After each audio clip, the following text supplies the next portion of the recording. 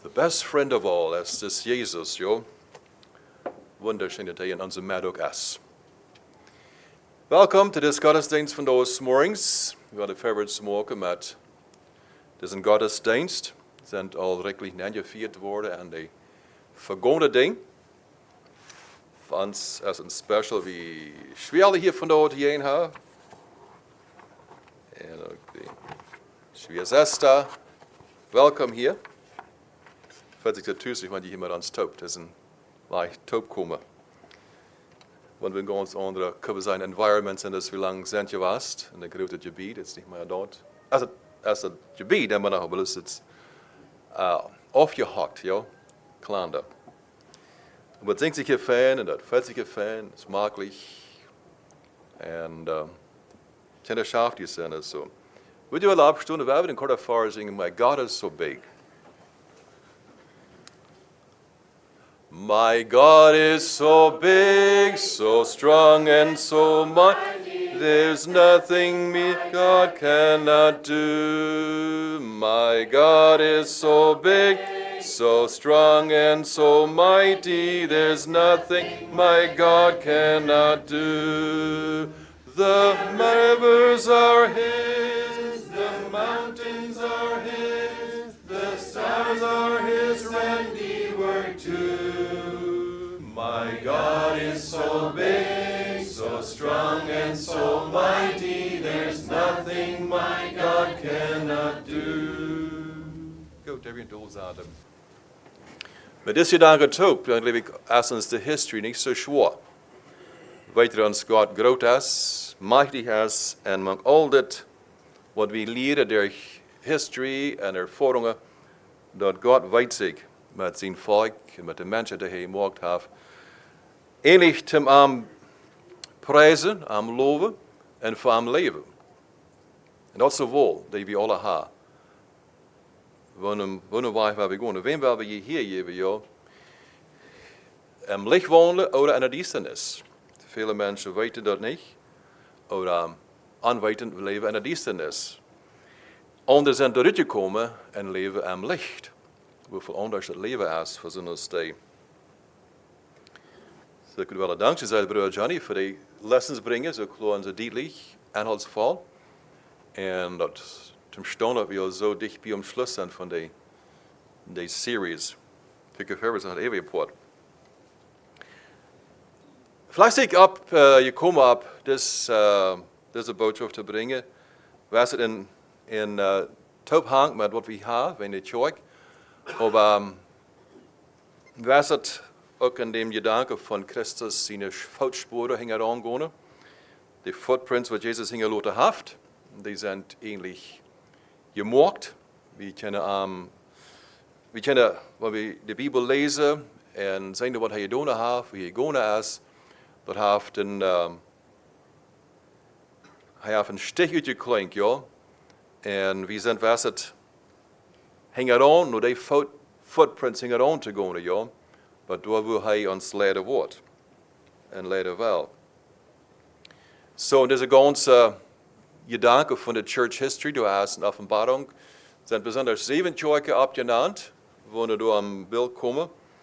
Und du mag es auch, können wir sagen, sehr fröhliche Dinge, was abgenannt wird, was in der Kirche gehuset hat. Aber an dem Mat von den verschiedensten Candlestick oder die Lichtholer, das ist der Plot dieser Zeit. Du hast einer, und das ist der Faithful One, ja. Du hast mehr dort, wo Jesus ist. Und das auch von beiden Seiten an, können wir sagen, fröhlich ist, was die Kirche alle an sich hat. Wo Jesus sagt, dass da wird viel zu kämpfen. Es war nicht, dann wird er dort lampenlich wahrnehmen. Und, so wie morgen da ist in dem Gedanke, fingen wir da, dass Jesus ist geduldig, dass wenn der Kirche nicht mehr sehr einfach scheitert oder Extremes nehmen hat, dass nicht die Fuß auffällt. Da habe ich von dem Thema genannt, die Christ and the Apostate Church. Apostate hat zu tun mit auffallen oder abtrünnig sein, die abtrünnige Kirche, wo du uitgelezen deed, ja. En dat is een ding wat we niet willen willen, dat we uitgelezen worden van dem Reich der Stich.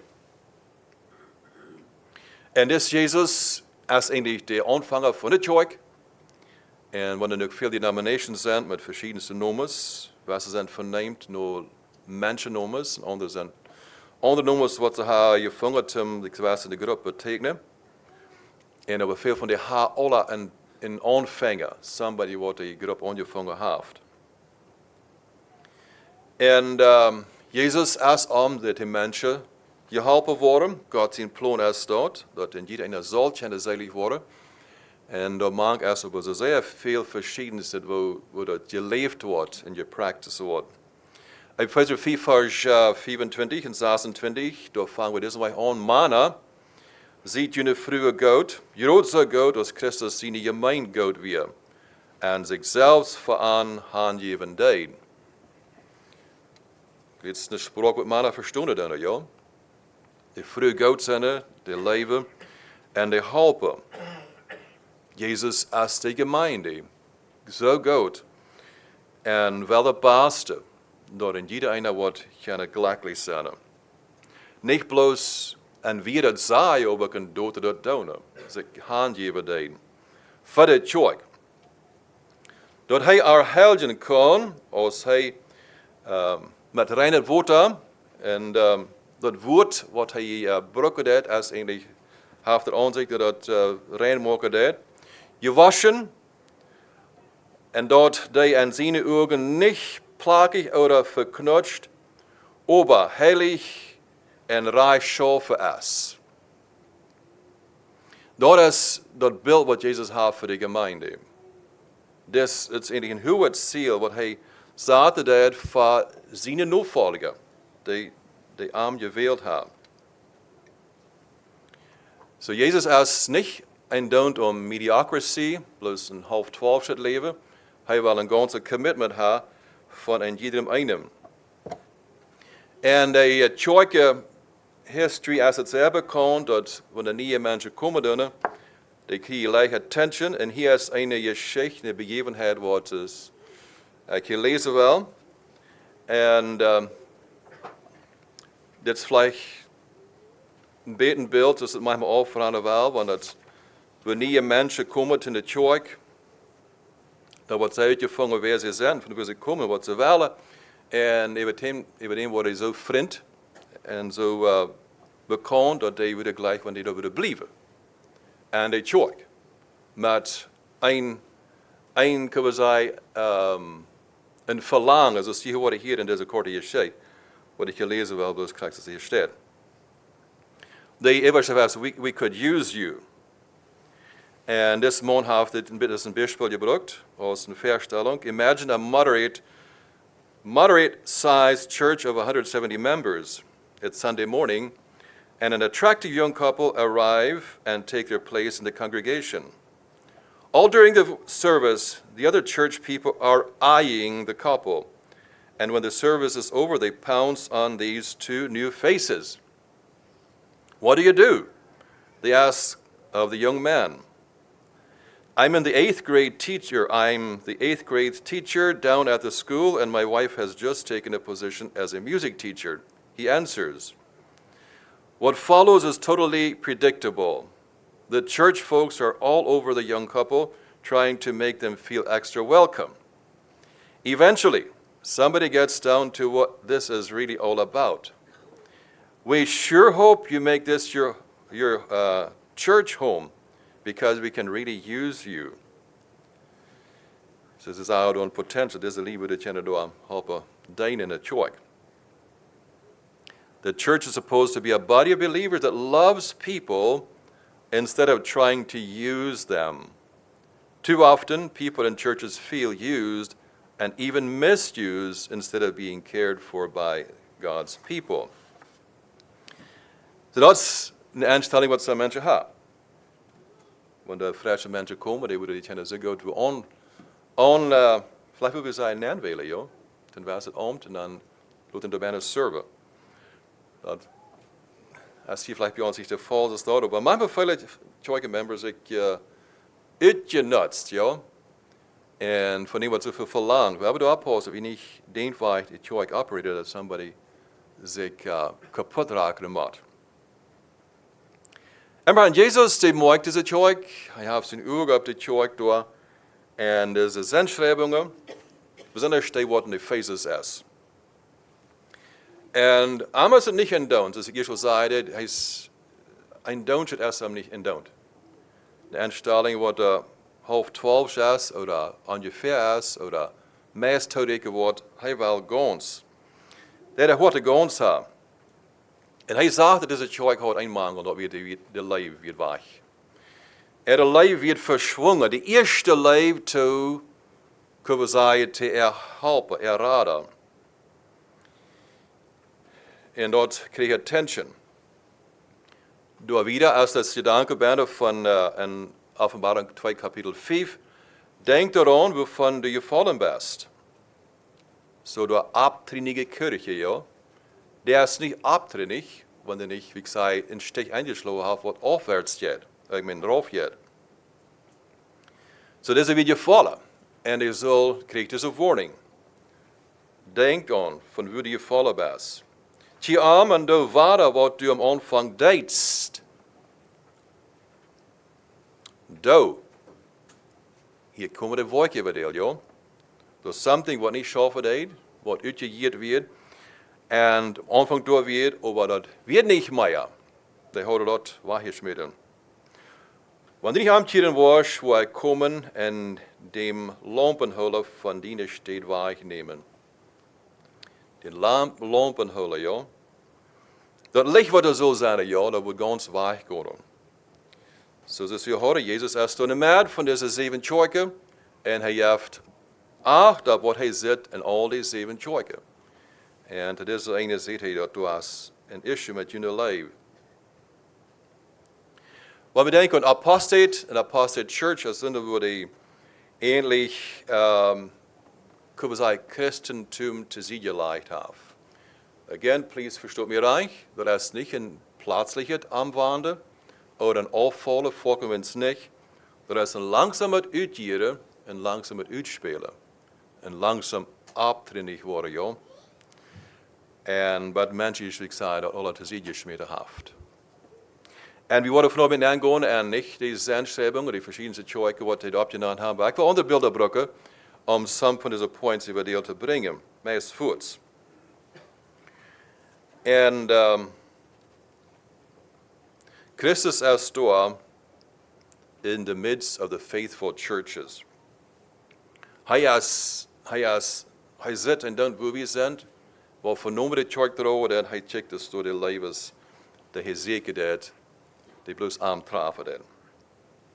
So we kunnen zeggen, de Offenbarung is een zeer schmackend beeld van deze kerken, waar die gekeerd wordt, en Jezus ontwoorden dat, en wanneer areas is schaffen zullen. En eigenlijk is de Offenbarung, some van de dingen zijn zeer diep.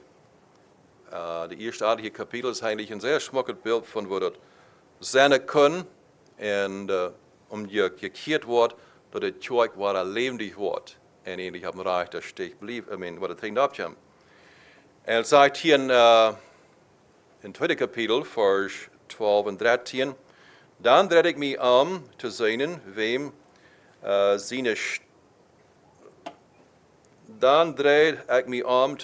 wem zijn stem ik reden hier. En als ik mij omkeert, zag ik 7 goldene lampenholen. En midden mang de lampenholen einem, den dort zo zag als een mensen zien. Die had een kleed aan, dat aan bot op de feit hang, en een goldenen gord over de borst. So de midden mang, dat we dus. En deze lampes, ja, wat die door het licht dagen deden, ja, door het ene, dem zij leidt zoals een mensje zien en zijn kleed. Bitte je eigentlich klar en rein. Wie weten de Bibel zegt, dat we zullen niet, in Hebreeën kapitel 10, vers 25, we zullen niet die verzameling verloten, zoals in je mensen doen. En zich daarin verleren, du hast was het een schutz aan de gemeinde. Wat we geloven dat als te zijn, dat zijn wat keiner war bekannt geworden, niemand sind die gar nicht mehr da, nicht? Oder verloren. Das ist wie in der Historie auch sein, nicht? Menschen verlieren die Kirche, wegen whatever reason. Manchmal mit Unzufriedenheit, aber sehr erfolgreich sind. Not forsaking the assembling of ourselves together, as the matter of some is. Sehr klar te feilen, oder klar te verstaan dat een mens wat daar niet veel drum geven dat, dat lijkt mij dat er niet zeer lang wordt bestaan in zijn Christentum alleen. It is hard to be a Christian for very long if you refuse to unite yourself with a Christian church. So eerst heb je ook gelijk dat je danken bent in membership. Zal ik hier dat hier oder kan je best groot zo op der hier wel gewoon ohne members in de kerk oder wo es bin tus oder wer tjetzig om mij oder sie can support. So hier staat Port bijna van de kerk in Ephesus en ook de andere wo Johannes die openbaring geschreven heeft, de kriegen die geschreven heeft.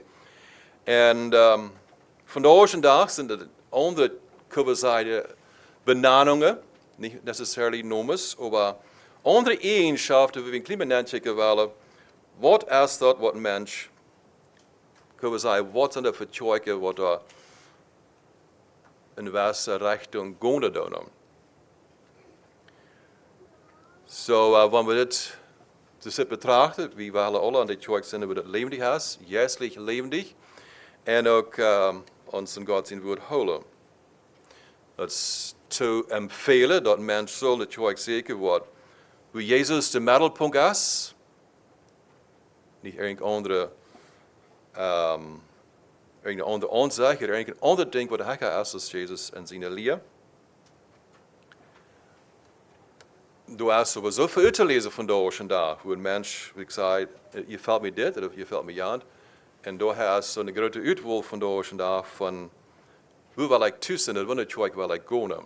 En ik heb soms van deze wat ik heb, zelfs, die zijn gewoon niet offenig, of die existeren. En je hoort hier zo bijna wat krijgen van de emotions en expressions en zo wat er staat. En dat is de kerk waar emotions practice worden en gepredigd. En kunnen zij gedreven worden, emotional churches. Die zijn zeer bekend voor ihre hoge ervaringen. En zeer weinig met werkelijk dat woord Gottes je geven, je gehoorzaam te God zijn woord. En onder wie het Christus gehoorzaam zijn, ja, Christus in zijn leer wel weet en de leven worden. Die had ook zo'n wichtig bijna niet, maar hoge ervaringen, dat is wichtig. En dat zijn zinnen waar zij luid roepen worden, zij vocal worden. En somebody heeft gezegd, die maken meer noise als heiligheid. En in de kerk kan zij veel luid geroepen zijn. En niet zozeer de heiligheid of de christelijke wandel betekent, of gepredigd worden. En de vergeten dat het woord zei dat een Christ wordt gechant worden en de werk worden dat. Dat zijn gedanken wat ik zei, niet, kunnen niet in consideration nemen. De werken, ja, wordt het van de reden. Matthäus 7, vers 16 zegt, je shall know them by their fruits. So aan ieder werken zult je ze herkennen. In de kerk, wat er zegt, hoe zijn emotions, heeft deze tendency, niet veel weg te leggen op werken. Wanneer we in de kerk gestart zijn, so ik geloof iedereen bij ons, en zo'n groep van aanbeders zijn, dat heet ik manchmal daar een weltliche party. Als een reverend apostolische gottesdienst. Een weltliche party, niet? Klinkt Jan wie ook. Oppassen voor zo'n staat, joh. Er is een andere, wat een schrijver de idolatrous kerk genannt heeft. Er zijn verschillende religions en er is een andere als Die haben verschiedenste Dinge, was sie betonen, ja, uiterliche Dinge, aber das sehr wenig geistliche Leben te vinden. Die worden dingen sehr krijgt doen en uitvallen en ook die worden gestart hebben en ze aanbieden doen.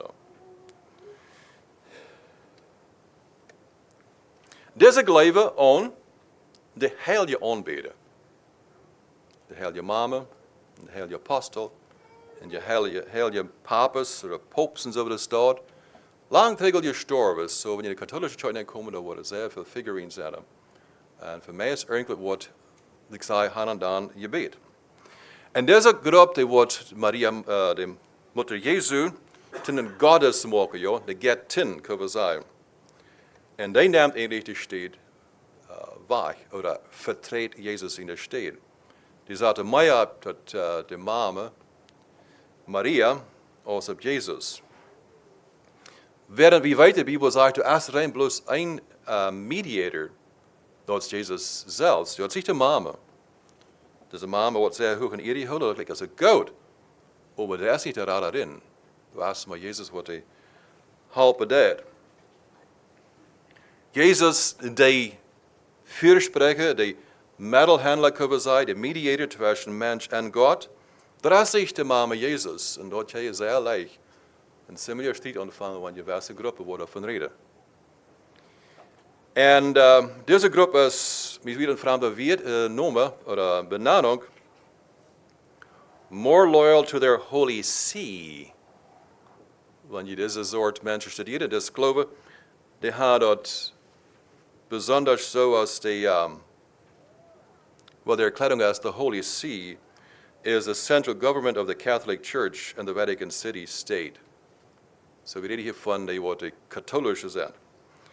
Dat is alles schleinig, wat in de katholische kerk passiert. Hier is een andere korte begevenheid, wat ik lezen wil, wat de kunnen zeggen van een zeer bruikbare man opgeschreven is. So ik lees het wie je hier.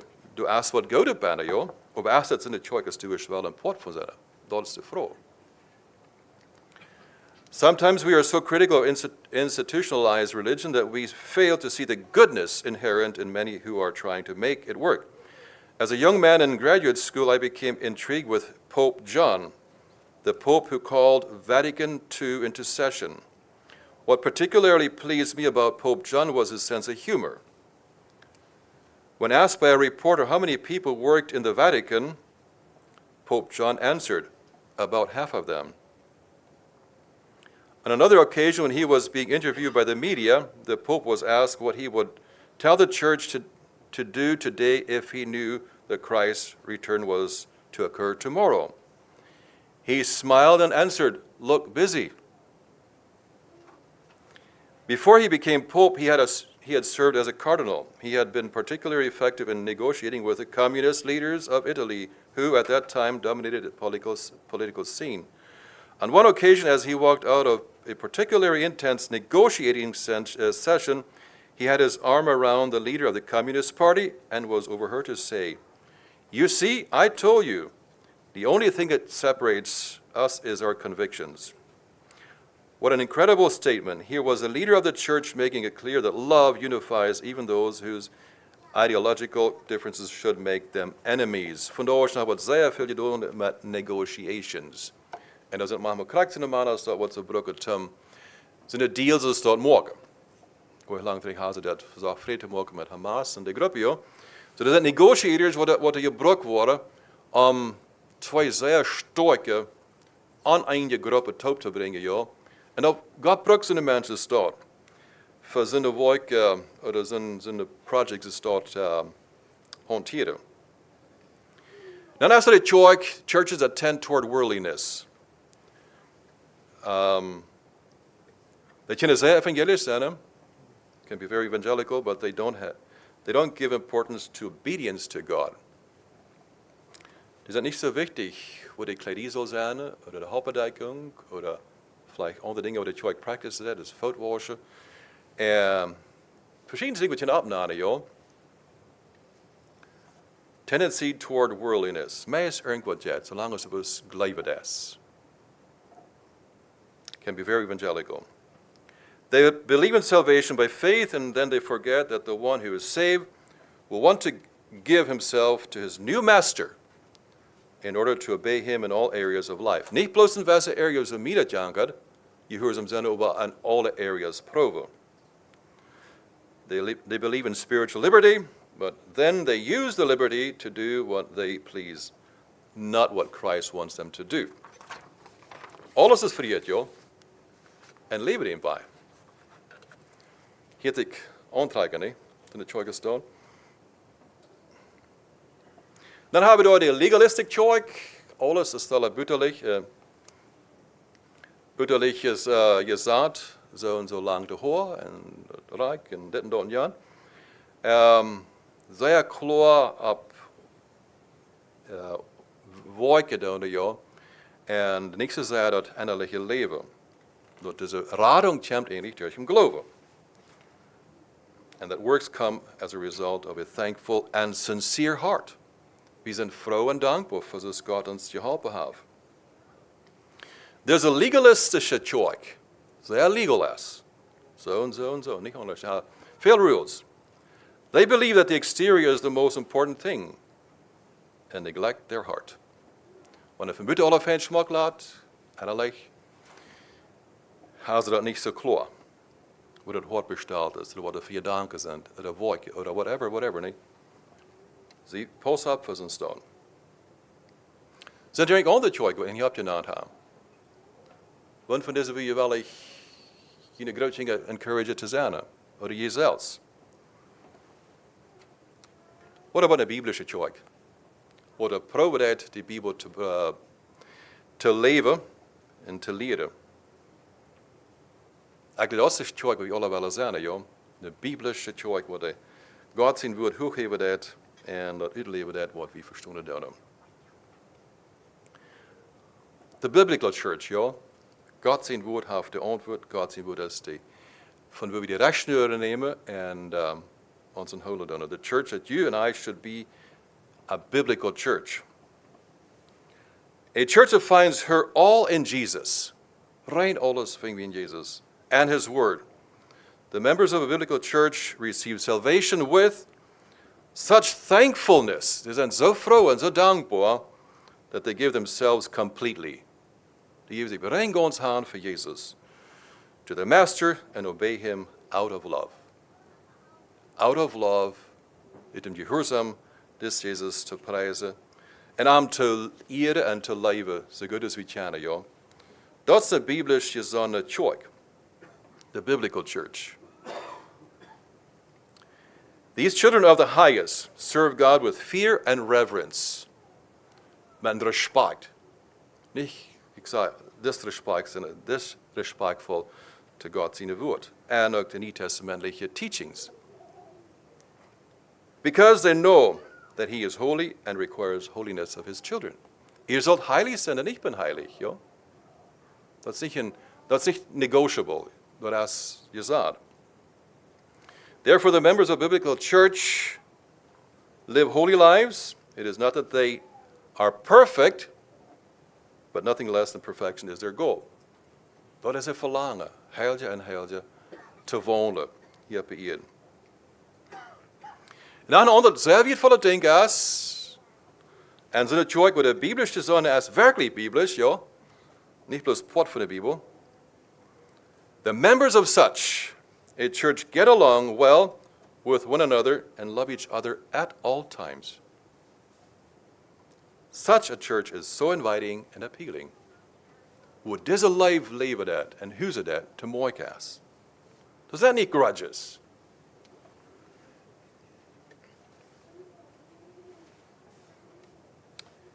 Being a member in a biblical church is God's deepest desire for everyone.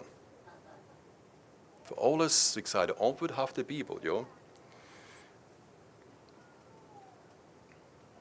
God zijn wunsch is dat we zijn woord nemen en ons uitrichten en dat ons leiden kan in alle inzichten had. Waarom? Because Jesus is glorified and his instructions are for all generations. Dat heeft niet een expiration date, zolang als deze eeuwstunde wordt. To him be all glory, power, dominion and praise now and forever. Dat is Jezus wat zijn leven geeft heeft. Dat doen ik van de vrije vrouw am serve tjenen van een hart wat er geschaffen is, am Geneva, ook de medmensen Geneva. Ganz besonders de Brüder und Schwestern in Tjoik. Wir bestehen beten.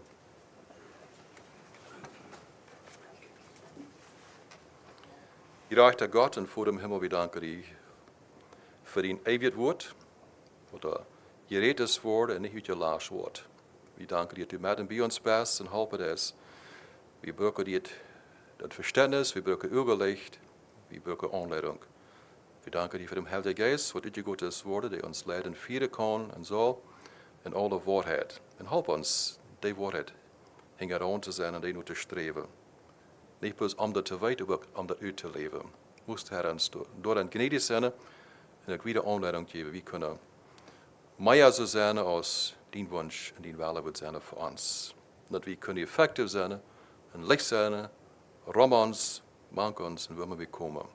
Dat wir das nicht verstärken wollen, oder verlegen wollen, oder kleiner machen wollen, als es ist.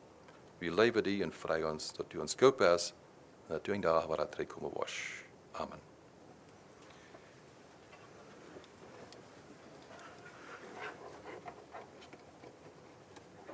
Gut, wir wollen Lied singen.